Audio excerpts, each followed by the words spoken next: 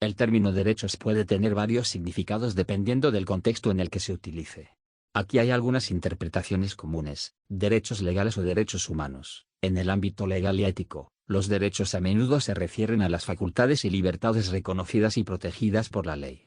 Los derechos pueden incluir derechos civiles y políticos, derechos sociales y económicos, y derechos culturales. Estos pueden estar consagrados en documentos legales, como constituciones o tratados internacionales de derechos humanos. Derechos de propiedad.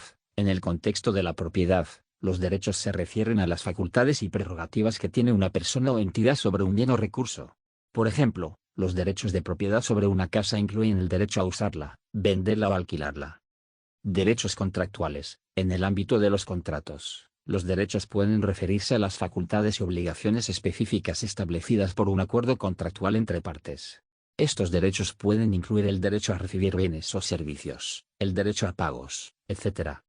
Derechos de autor y propiedad intelectual. En el campo de la propiedad intelectual, los derechos se refieren a los derechos exclusivos que poseen los creadores sobre sus obras originales. Por ejemplo, el derecho de autor protege la propiedad de obras literarias, artísticas o musicales. Derechos laborales. En el ámbito laboral, los derechos se refieren a las condiciones y beneficios que los trabajadores tienen en el lugar de trabajo, como el derecho a un salario justo, el derecho a condiciones de trabajo seguras, etc. Derechos adquiridos. En algunos contextos, derechos adquiridos se refiere a beneficios o privilegios que una persona o grupo ha obtenido y que están protegidos por la ley.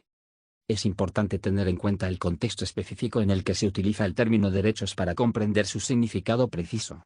En cualquier caso, los derechos suelen representar un conjunto de prerrogativas y responsabilidades que se reconocen y protegen en diversas áreas de la vida social y legal.